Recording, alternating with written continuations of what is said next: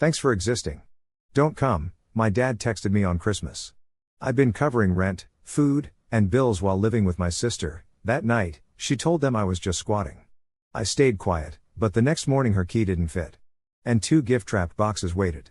One still moving. Hey everyone. Before we kick off today's video, I've got a favor to ask. We've noticed our channel isn't getting as much love lately, and subscribing is one of the easiest ways you can help us out. It's quick, free, and it means we can keep bringing you awesome content. Your support really means a lot, so let's work together to keep this channel growing. Thanks a bunch. Now, let's dive into the video. So, there I was on Christmas Eve, getting a message from my dad that said, "Thanks for existing. Don't come." Just like that. No hello, Merry Christmas, nothing. Just a flat-out, 6-word bummer that felt like the ultimate "you're not welcome" stamp. I sat there on my bedroom floor, legs crossed, just staring at the screen, hoping that somehow those words would magically rearrange themselves into something less harsh. Spoiler, they didn't. Meanwhile, my parents and sister were off having a merry little Christmas without me. I was the odd one out yet again. For the past year and a half, I've been footing the bill for everything under the sun: rent, food, utilities. My sister, Alina, claimed she'd lost her job and needed time to get back on her feet. So, like the good sibling I thought I was supposed to be, I covered all the costs, silently, without a peep. Because that's what you do for family, right? That night, Alina didn't say much before heading out to our parents' place for dinner. She just grabbed her coat, fluffed her hair in the mirror, and stopped at the door to drop a bombshell. "Oh, I told them you're just kind of squatting here, you know, since your name's not on the lease." Said it straight up, no joke. I stopped washing the dishes, soap suds and all, and looked up. "You told them what?" I asked. She just rolled her eyes and said it wasn't a big deal. "I just didn't want them thinking I was letting you live here rent-free or something," she said. "But, hey, I was the one actually paying the rent." She left before I could even say a word. I didn't reach out to explain myself afterward. Instead, I sat at the kitchen table, staring at the faded string lights I'd put up weeks ago, wondering how many more years I'd be the one paying for a family that had collectively decided I didn't belong. By midnight, I made a choice. I got up, grabbed my toolkit from the closet, and changed the locks. No hesitation, zero guilt. When I finally went to bed, the apartment felt different, lighter, quieter, and, for the first time, it felt like mine. The next morning, at 8:17 a.m., I heard fumbling at the door, keys jingling, a click, a curse, another click. Then knocking, pounding, silence. I didn't answer. But I did leave something behind for her. 2 gift-wrapped boxes sat neatly on the welcome mat. One was medium-sized with a perfect ribbon, the other was smaller and still moving. The whole thing started with groceries, then rent, then her student loans, which she always promised to pay back soon. When she lost another job, I didn't ask questions. I just worked extra shifts, sold my old laptop, and gave up any semblance of a social life. Convinced myself it was all temporary, that this was just what good brothers did. But temporary turned into routine, routine morphed into obligation, and obligation became silence. What do you say to someone who lets you pick up the tab and then tells your parents you're some kind of squatter? I should have seen it coming.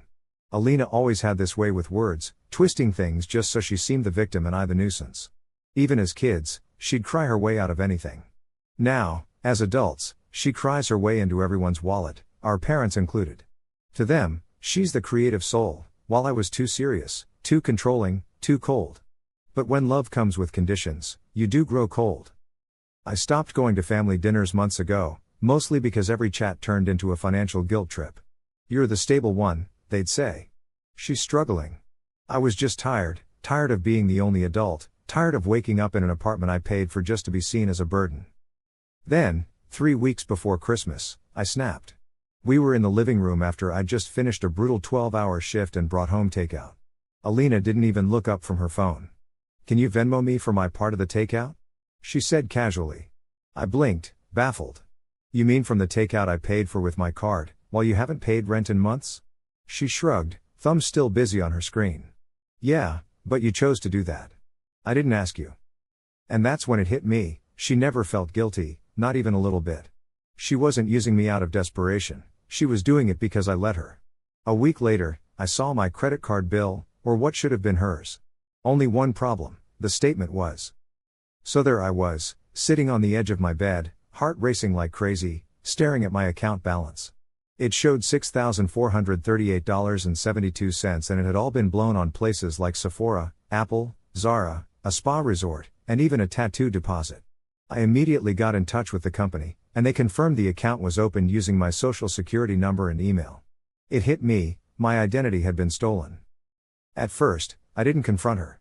I just went silent, watching, taking screenshots, and tracking everything.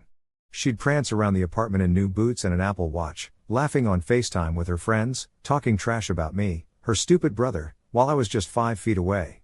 I was planning to hold off on calling her out until New Year's, maybe even let it simmer until February. But then Christmas rolled around, and I got that brutal message from my dad: "Thanks for existing, don't come." On the same night, Alina, with a smug look, said, "You can't really expect them to see you as family when you act like a tenant. You don't belong." That was it for me. I changed the locks and left her the gifts I'd bought. I'm not heartless, after all. But I added one more box. Inside was a copy of the credit card statement with her name scrawled on it in red, a flash drive with recordings of her bragging about how she took advantage of me, and a phone on vibrate to give the box a nice, unsettling buzz. I was in the kitchen reheating leftovers when I heard loud banging at the door. Not a polite knock, mind you, but an angry pounding. I opened it calmly, and there was Alina, her hair a mess, makeup smeared, and pure rage in her eyes. "What is this?" she screamed, waving the vibrating box like it might explode. "A Christmas present," I replied smoothly. "Did you open it?" Her mouth opened, then snapped shut. "You should," I said, stepping aside. "Come in, since you don't have keys anymore." She stormed in, dumped the box on the coffee table, yanked off the lid, and just stared in silence. It was all perfectly arranged: screenshots of her texts calling me a freeloader, a flash drive labeled for Dad, "Play this if you still have a spine," and a sticky note that simply said, "Your lease is up, emotionally and otherwise." Her eyes were wild. "You're heartless," she spat. "No," I said. "Just done." Right then, my phone buzzed. It was a call from Dad. I put it on speaker. "Son, what is going on? Your sister showed us what you left her, that was cruel. What happened to family?" I let out a short laugh. "You mean the family that told me not to come to Christmas? That wasn't about you," he insisted. "You've been cold. You isolate yourself. You told me not to come," I cut in. "And guess what? I listened." Alina grabbed the phone. "Dad, he's gone completely nuts. He changed the locks, stalked me, planted." "Oh, please," I interrupted, taking the phone back. "Why don't you tell him what's really in that box?" There was a pause. "Dad," I continued, calm and steady, "do you know who's racked up $6,438 in debt under my identity?" Silence, then Dad spoke. "Is that true?" "No," Alina shouted.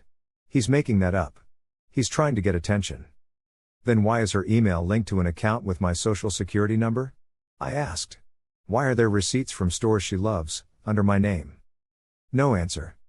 "The best part," I continued, grabbing a small speaker, "is this." I hit play, and Alina's voice filled the room. "He's so easy to manipulate. He always feels guilty. I could burn down the apartment and he'd still pay my phone bill." Her face turned ghostly. "That's out of context." "Really?" I raised an eyebrow. "What's the context for he deserves to suffer?" Dad was quiet, Alina was quiet, the whole world seemed quiet. Then there was a knock at the door, a soft, unexpected one. I opened it to find Mom and, behind her, Mike, Alina's ex. "What are you?" Alina began. "I need to talk to you." "Both of you," Mike said, his voice trembling, not with fear, but anger. "I just found out someone's been using my name, too. 2 iPhones ordered last month, a hotel room booked in my name. They called me for payment today." He turned to Alina. "Was it you?" She opened her mouth, closed it, then opened it again. Why would I do that?" He glanced at the box on the coffee table, the flash drive, the printed screenshots, the speaker still glowing red. "I think you should leave," he said. "Now what?" She snapped back. When Mike stepped inside, I could feel my jaw getting tight. "Staying here?" I asked, a bit confused.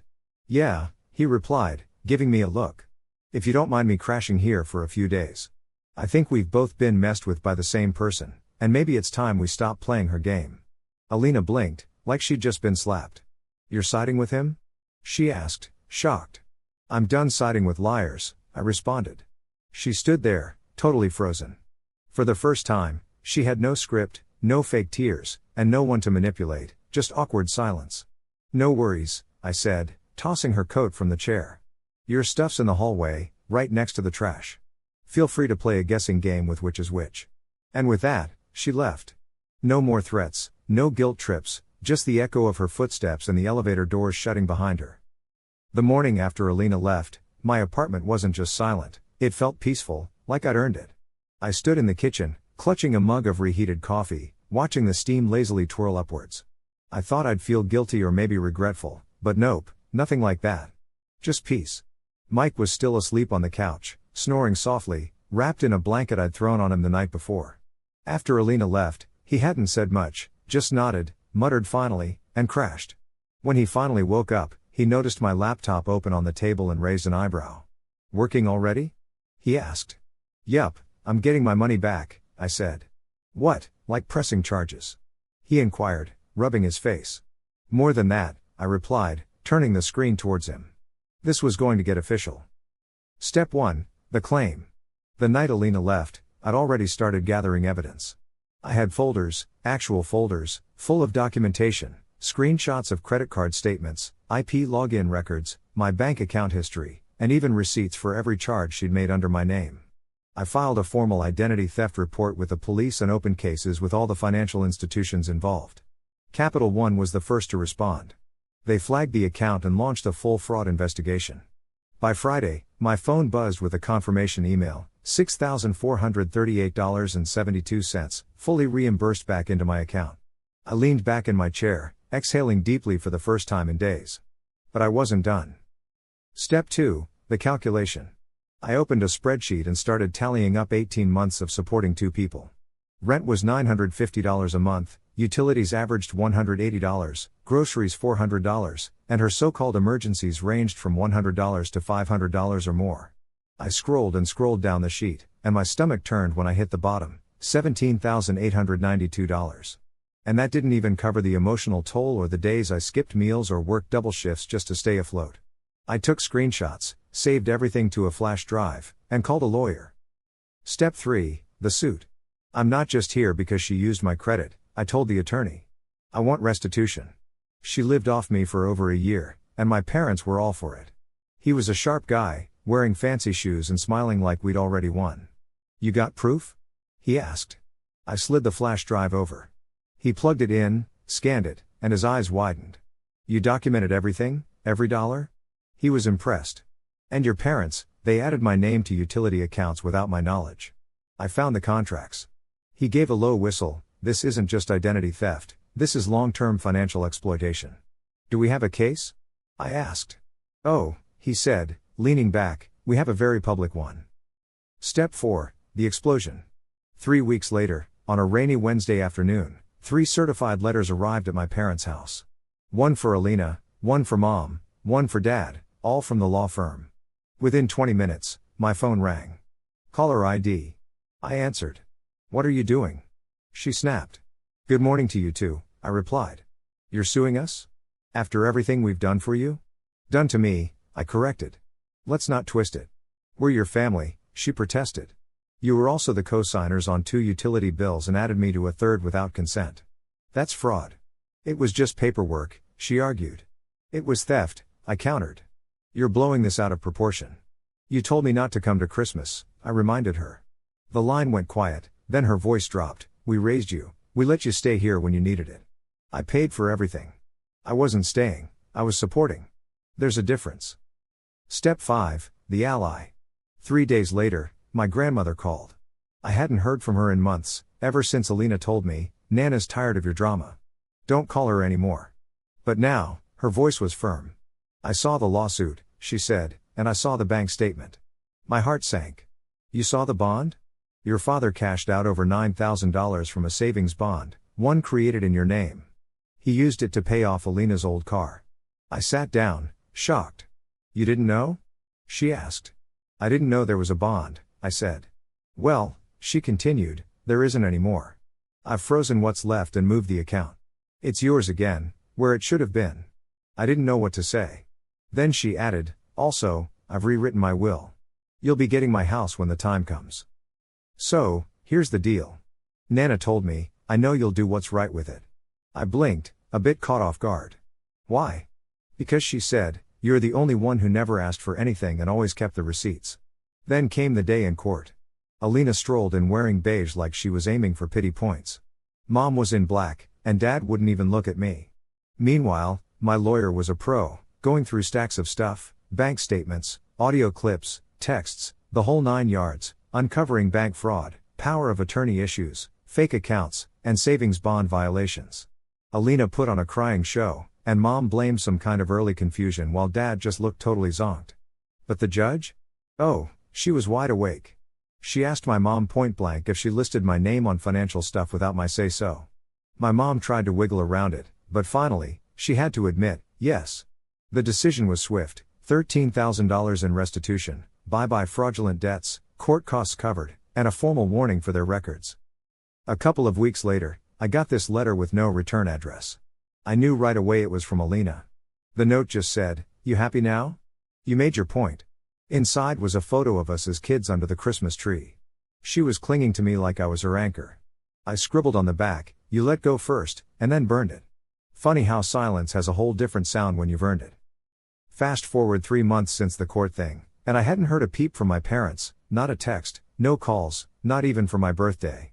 And honestly? Good. No more explaining myself, proving I wasn't the family screw-up, or hearing about how I needed to understand Alina's tough life. Finally, my life felt like it actually belonged to me. Same apartment, but now it felt like my place, no more feeling like a squatter with someone complaining behind my back. I opened my fridge, and everything in it was actually mine. No more heavy air thick with tension, no Wi-Fi hijackers, or passive-aggressive grocery notes. Same walls, same couch, same view out the window, but the silence? That was brand new, and the peace was unbelievably powerful. People often ask, wasn't it hard?